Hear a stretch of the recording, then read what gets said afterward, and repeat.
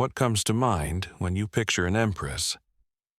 Perhaps you see a figure of impossible grace, draped in silk and jewels, her face a serene mask of nobility. You might imagine a woman of deep piety, her hands clasped in prayer, a symbol of her empire's divine favor. She is the mother of her people, a paragon of virtue, a name spoken with reverence in the halls of power. Now, erase that image, because history has a secret. A ghost in its imperial machine, a queen who exists in two places at once, a woman with a schizophrenic legacy written by the very same hand. In public, she is a saint, immortalized in the glittering gold mosaics of Ravenna, her gaze fixed on God. But in a secret book, hidden for centuries, that same woman is described as a demoness, a creature born in a brothel, a monster of lust whose appetites could drain the life from an entire city. Her name is Theodora, and understanding her is to understand that the most terrifying stories are not fiction. They are history that has been suppressed. The man who tells us her story is named Procopius, the official court historian for her husband, the Emperor Justinian. In his public works, the histories they paid him to write, Procopius describes Empress Theodora as a devoted co-ruler, a woman of formidable intellect and unshakable faith. He paints her as the savior of the throne, the righteous hand of the emperor. This is the Theodora of official record, the woman fit for a church wall. But Procopius had another book, a secret one, a volume so treasonous, so filled with venomous ink, that it could only be published after his death. He called it the Anecdota, or the Secret History. And in its pages, the saint is dragged from the altar and thrown back into the gutter. Here, Procopius claims Theodora was the daughter of a bear keeper at the Constantinople Hippodrome, the lowest rung of society. He writes that she and her sisters were thrown onto the stage as children, and that Theodora became a mime, an actress in a profession synonymous with prostitution. He doesn't just accuse her of being a courtesan. He accuses her of being a legend of depravity. He describes performances of such calculated lewdness they defy imagination. The most infamous of these accounts, a story that has haunted her name for 1,500 years, describes her signature act. Procopius alleges that she would appear on stage, naked, lying on her back, while servants scattered grains of barley across her body for geese to peck off, all before a roaring, lust-filled crowd. Now, let's be clear. This is a story written by a bitter political enemy. It is almost certainly an exaggeration, perhaps even a complete fabrication, the most infamous piece of political character assassination in ancient history. The truly terrifying part isn't asking if this specific story is true. The terrifying part is understanding the kind of world that could produce it. A world where a woman's body was a public spectacle, where political enemies fought not with swords, but with sexual slander, and where the line between entertainer and property was virtually non-existent. This is the central mystery of Theodora. How can both of these figures be the same woman? How does a person described as the filth of the Hippodrome climb out of that sewer and onto the most powerful throne on earth, beside an emperor who was famously devout and obsessed with the law? But what if we've been asking the wrong question all along? What if her past wasn't a stain to be overcome? What if that brutal, degrading, soul-crushing world of public flesh wasn't her weakness, but her weapon? What if it was a forge? A crucible that hammered a simple girl into the most resilient, perceptive, and dangerous woman the Byzantine Empire had ever seen. To understand the Empress, we must first walk onto the stage where the demoness was born. To understand the woman Theodora would become, you first have to understand the world that created her. And that world had a name, the Hippodrome of Constantinople. Forget any modern conception of a stadium. The Hippodrome was not just a building. It was the empire's central nervous system, a seething cauldron of humanity where politics, sport, and brutal entertainment were fused into a single, terrifying spectacle. It was a place that could crown an emperor one day and serve his head on a pike the next. It held over 100,000 people, a screaming, roaring mass of citizens, soldiers, and slaves, all packed together, their collective voice a physical force that could shake the foundations of the nearby imperial palace. The emperor himself presided over the games from a royal box, the kathisma, connected directly to his home. This was his one direct point of contact with his subjects. It was a dialogue conducted not with words, but with the roar of a crowd and the outcome of a chariot race. The two great chariot factions, the Blues and the Greens, were not just sports teams. They were quasi-political parties, street gangs, and religious sects rolled into one. Their riots could burn half the city to the ground. The Hippodrome was where the raw, violent, and unpredictable soul of the Byzantine Empire was on full display. And at the very bottom of this world, in the grime and the shadows beneath the marble seats, was where Theodora was born. Her father, Acacius, was a bear-keeper for the Green faction. His job was to tend to the animals used for the venationes, the bloody beast hunts held between chariot races. He was, in the social hierarchy, barely human. When he died suddenly, Theodora's mother was left with 3 young daughters and no income, a death sentence in a city like Constantinople. In a desperate public plea, she sent her 3 little girls, including a very young Theodora, into the middle of the Hippodrome, dressed as supplicants, to beg the Green faction to give her new husband the bear-keeping job. The Greens refused, so she went to the Blues, their hated rivals. The Blues, in a strategic act of public relations, accepted. In that moment, a young Theodora learned her first and most important lesson. Loyalty is worthless. Survival is everything. And public spectacle is power. Her mother, now aligned with the Blues, had only one asset to sell: her daughters. Theodora was pushed onto the stage of the Hippodrome. She became a mime, and to be a mime in the 6th century was to be legally classified as infames, the infamous, the disgraced.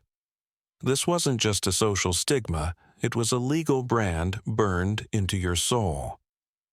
As an infames, Theodora had fewer rights than a common slave. A citizen could sue, could testify in court, could own property without restriction. An infames could do none of these things. Her testimony was worthless. She could be beaten or sexually assaulted, and she would have no legal recourse.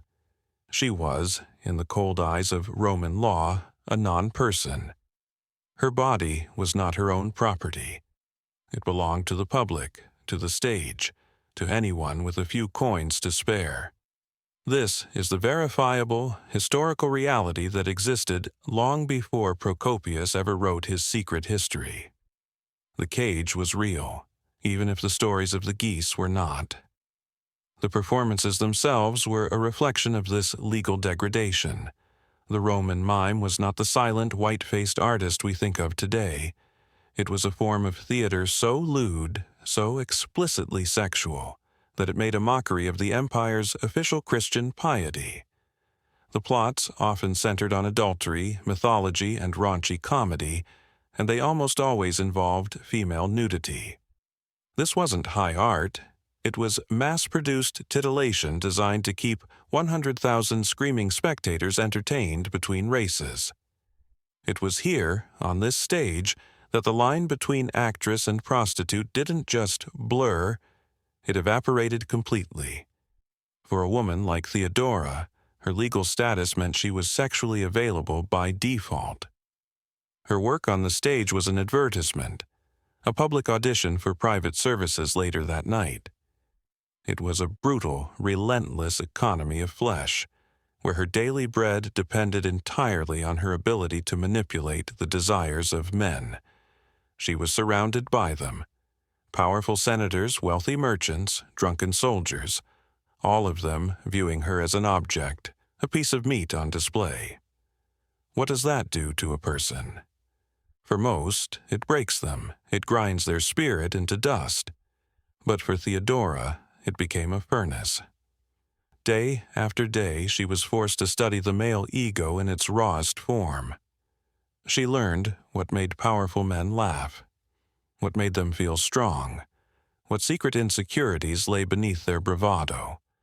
She learned that a glance could be more powerful than a word, that the illusion of submission could be the ultimate form of control. While they looked at her body, she was studying their souls, dissecting their weaknesses, filing away every piece of information for future use. The constant humiliation, the catcalls from the crowd, the predatory gaze of the wealthy patrons, it didn't just give her a thick skin. It gave her psychological armor. Her soul developed a callous, a hard, impenetrable layer built from 1,000 daily abuses. This world taught her 3 skills that no finishing school for noble women could ever provide. First, she became a master psychologist. She couldn't afford to misread a situation or a client. A single mistake could mean being beaten, discarded, or starved. She learned to read the subtle shifts in a man's posture, the flicker in his eyes, the tone of his voice. She knew if he was dangerous, if he was foolish, if he could be manipulated. This was not an academic exercise. It was a survival mechanism honed to a razor's edge every single night. Second, she developed an unbreakable will. The world told her she was worthless, a non-person human refuse. To survive, she had to build an inner fortress, a core of self-belief so absolute that no amount of external contempt could breach it. Every insult she endured, every degradation she suffered, only served to harden that core. She learned that her legal status was a fiction, and that true power resided not in the laws of men, but in the strength of one's own resolve. This was a lesson she would later teach her husband, the emperor, when he was ready to flee for his life. Finally, and most importantly, Theodora learned the art of reinvention. On stage, she was a different character every night. A foolish wife, a seductive goddess, a comedic drunk. She learned that identity was fluid, a costume to be put on and taken off as the situation required. She was born a green but survived as a blue. She was an actress, a courtesan, a survivor. This mastery of transformation, the ability to shed one skin and grow another, would be the single most important skill in her arsenal. The rigid, ceremonial world of the imperial court was filled with people who had only ever been one thing: noble. They were predictable. Theodora, the girl from the gutter, could be anyone. She had graduated from the most brutal school in the empire, armed not with a dowry or a noble name, but with a profound and dangerous understanding of human nature. The stage had taught her everything she needed to know. Now, she was ready to apply those lessons to a much larger audience. The life of a courtesan in Constantinople was a gilded cage at best and a death sentence at worst. It was a life of fleeting luxury followed by an almost inevitable decline into poverty, disease, and obscurity. Theodora, approaching her late teens, knew this better than anyone. She had seen what happened to the women who came before her, their beauty fading, their patrons moving on to younger flesh. Survival meant finding a way out. And for a woman in her position, there was only one exit: securing a long-term patron, a single powerful man who would take her as his mistress and provide a life of stability. Theodora, with her infamous beauty and sharp intellect, managed to do just that. She caught the eye of a man named Hippodrome, a high-ranking official from Syria, who was appointed governor of a province in modern-day Libya. She packed her few belongings and followed him to North Africa, leaving the stench and the spectacle of the Hippodrome behind. This was her golden ticket, the escape she had dreamed of. But the dream quickly soured into a nightmare. Hesebolis, once they were far from the sophisticated circles of the capital, grew tired of her. Perhaps her intelligence intimidated him, or perhaps he simply wanted a more pliable companion. He beat her, verbally abused her, and then, in a final act of casual cruelty, he threw her out onto the streets of a foreign city, penniless and alone. This was a moment that should have broken her. By all logic, this is where Theodora's story should have ended. Another forgotten courtesan swallowed by the harsh realities of the ancient world. She was thousands of miles from home, with no friends, no money, and a reputation that preceded her like a plague. It was in this moment of absolute despair that the lessons of the Hippodrome kicked in. Humiliation was not new to her. Survival was her native language. Instead of collapsing, she began a slow, arduous journey back to Constantinople. And on that journey, something profound happened. She found her way to Alexandria, the intellectual and spiritual heart of the Eastern Empire. It was a city teeming with theologians, philosophers, and fiery religious debate. Here, Theodora underwent a transformation so profound it would alter the course of history. She encountered the leaders of the Miaphysite Church, a branch of Christianity that had been declared heretical by the mainstream Chalcedonian orthodoxy of the emperor in Constantinople. The Miaphysites believed in a single, unified divine nature of Christ, a subtle theological point that had become a rallying cry for political and cultural resistance against the capital.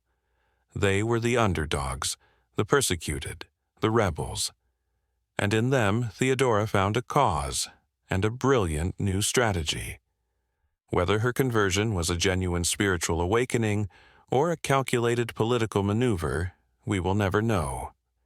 Most likely, it was a mixture of both, but the results were undeniable. The impoverished, discarded courtesan began to associate with powerful patriarchs and ascetic monks. She sat in on their theological debates, absorbing the complex arguments, learning the language of the elite. She was no longer just a beautiful body. She was a woman of faith and intellect. She was building a new identity, layer by layer, bearing the actress from the Hippodrome under the robes of a pious and thoughtful woman. More importantly, she was building a new network.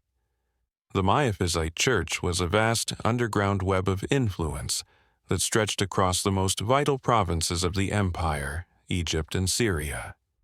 By aligning with them, Theodora was no longer just a survivor. She was becoming a political player. With this new persona and powerful new allies, she finally returned to Constantinople. But she did not return to the stage. According to some sources, she supported herself as a wool spinner in a small house near the palace. A respectable, humble profession. It was a masterful performance. She was playing the part of a reformed woman, living a quiet life of piety. And it was during this time that she caught the eye of the most powerful man in the city, Flavius Petrus Sabatius Justinianus. Justinian. He was the nephew and heir apparent of the reigning emperor, Justin I.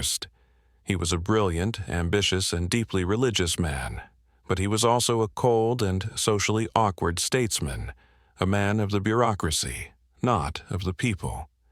What did this powerful patrician see in the former actress? The court historians who despised her claimed it was simple lust, that he was ensnared by her demonic beauty. But that is far too simple. Justinian had access to any woman he wanted. What Theodora offered was something no high-born lady of the court ever could. She was connected to the vibrant, dangerous, and populous world of the city that he struggled to understand. She understood the factions of the Hippodrome, the language of the streets, the theological passions of the eastern provinces. She was a bridge to the common people. Her sharp mind, forged in the fires of constant negotiation and manipulation, was a perfect match for his own legalistic and administrative genius. He was the empire's brain. She was its heart and its guts. He saw in her not a liability, but an indispensable political asset, a partner who possessed all the skills he lacked. He fell deeply, obsessively in love. But there was one insurmountable barrier: Roman law. A law, possibly enacted by Constantine himself, specifically forbade a man of senatorial rank from marrying an actress. It was a law designed to keep the bloodlines of the elite pure from the taint of women like Theodora.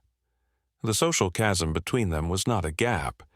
It was a canyon carved into the bedrock of Roman tradition. The entire establishment was aghast. Justinian's own aunt, the Empress Euphemia, a woman who herself had risen from a humble background, despised Theodora and blocked the marriage at every turn. But Justinian's obsession was relentless. He elevated Theodora to the rank of patrician, a legal maneuver of breathtaking audacity. He showered her with wealth and honors. And when the Empress Euphemia finally died, the last obstacle was removed. Justinian, using his immense influence over his aging uncle, did the unthinkable. He didn't just find a loophole in the law. He had the law itself formally repealed. He rewrote the legal code of the Roman Empire for a single woman. Imagine the sheer force of will, the absolute devotion required to undertake such an act. It was a public declaration to the entire world. This woman, this former creature of the stage whom the law defined as filth, was more important to him than centuries of sacred tradition. In the year 525, they were married. And 2 years later, in 527, when the old emperor died, Justinian and Theodora were crowned together in the Hagia Sophia.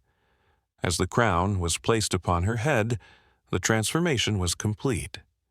The daughter of the bear keeper, the child prostitute of the Hippodrome, the discarded mistress, the religious convert, all of these previous identities were consumed in the blaze of imperial glory. She was now Theodora, Augusta, Empress of the Byzantine Empire. The most improbable ascent in history was over. Now, her reign and her revenge could begin. To the old guard of Constantinople, the snobbish, blue-blooded aristocrats who could trace their lineage back for generations, Theodora's coronation was not a celebration. It was a sacrilege. They saw a whore sitting on the sacred throne, a stain upon the imperial purple. They whispered the stories of Procopius in the shadowy corners of the palace, believing that a woman of her background was inherently corrupt, a creature of base impulse who would poison the court with her vulgarity. They waited for her to fail. They believed that the pressures of rule would expose her as the fraud they all thought she was. For 5 years, they waited. And in the year 532, they got the crisis they were hoping for. They just never imagined that it would be their undoing, and her defining moment. It began, as all things in Constantinople did, in the Hippodrome. Tensions between the blue and green factions exploded into open warfare on the streets. But this was more than just a sports riot. The common people, crushed by Justinian's heavy taxes, and the powerful senators who resented his power and despised his low-born wife, saw an opportunity. They united in a common cause. The riot morphed into a full-blown revolution. The city was burning, the palace was besieged. The mob, in a direct challenge to the throne, crowned a new emperor, a nobleman named Hypatius. Justinian's regime was collapsing. Inside the palace, the emperor convened a desperate council of war. His top generals, including the legendary Belisarius, told him the situation was hopeless. They had a boat waiting at the palace harbor, ready to flee into exile. The treasury was packed, the escape plan was set. Justinian, the great lawgiver, the restorer of the empire, agreed. He was ready to run. And then Theodora spoke. Imagine the scene. A room full of the most powerful men in the world. Hardened generals and seasoned politicians, all of them paralyzed by fear, their courage evaporated. And into this silence steps the one person in the room who had no formal title, no military command, and whom most of them still considered a prostitute. She was the only one who did not panic. Because for the first time in their privileged lives, these men were facing the raw, violent chaos of the streets.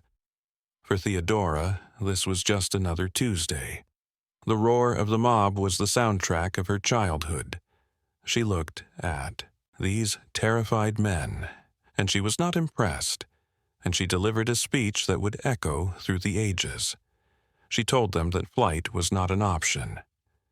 Whether or not a woman should give an example of courage to men is neither here nor there, she began, a sharp rebuke to the sexism in the room. She declared that she would not flee. For one who has been an emperor, she said, looking directly at her husband, it is unendurable to be a fugitive. And then she delivered the immortal line, I approve a certain ancient saying that royalty is a fine burial shroud. Some translations render it as, the imperial purple is a noble winding sheet. The meaning was the same. I would rather die an empress than live as an exile. It was an act of pure psychological warfare. She wasn't just giving a speech, she was shaming them. She was reminding them of their duty, of their honor. She was holding up a mirror to their cowardice. And it worked. Her words were like a lightning bolt. Justinian, his courage restored by his wife, called off the escape. He ordered his generals to do their duty. Belisarius and another general, Mundus, gathered the loyal imperial troops, stormed the Hippodrome, and trapped the rebels inside. What followed was a massacre. Over 30,000 people, blues, greens, senators, and commoners, were slaughtered in a single afternoon. The Nika revolt was drowned in a river of blood. The throne was secure. But everyone in Constantinople knew who had saved it. It was not Justinian, it was Theodora. After that day, everything changed. Theodora was no longer just the emperor's wife. She was his co-ruler in fact as well as in name, his full partner in power. Her image appeared on coins. Her name was included in imperial decrees, and she began to wield her power in a way that reflected every scar and every lesson from her past life. Her rule was a potent cocktail of ruthless vengeance and radical compassion. First, the vengeance. Theodora understood that fear was a more reliable currency than love. She never forgave an enemy. The senators who had backed the revolt were exiled or executed, their vast fortunes seized by the crown. She established a vast network of spies, a web of informants that reached into every noble house and monastery. She was said to have a private prison within the palace complex, a place where her personal enemies would simply disappear. Procopius, in his secret history, writes with terrified awe about her cruelty, describing how she would humiliate powerful men, forcing them to grovel before her. Was this the petty revenge of a woman drunk on power? Or was it the calculated strategy of a survivor who knew that, in the Byzantine court, the moment you showed weakness, you were dead? She was applying the merciless law of the Hippodrome to the empire itself. Eliminate your rivals before they eliminate you. But then there was the compassion. The same woman who could allegedly order an execution without blinking also drafted the most progressive legislation for women's rights in the ancient world. She, who had been sold as a child, passed a law making the trafficking of young girls for sex illegal, punishable by death. She, who had seen her fellow actresses discarded, established a convent called the Metanoia, the House of Repentance, a sanctuary for former prostitutes, funded by her own purse. It was a place where they could live in safety and dignity, free from the pimps and patrons who had owned them. Her critics called it a prison where she locked up unwilling women, but for many it was the only safe harbor they had ever known. She passed laws that gave women the right to own and inherit property.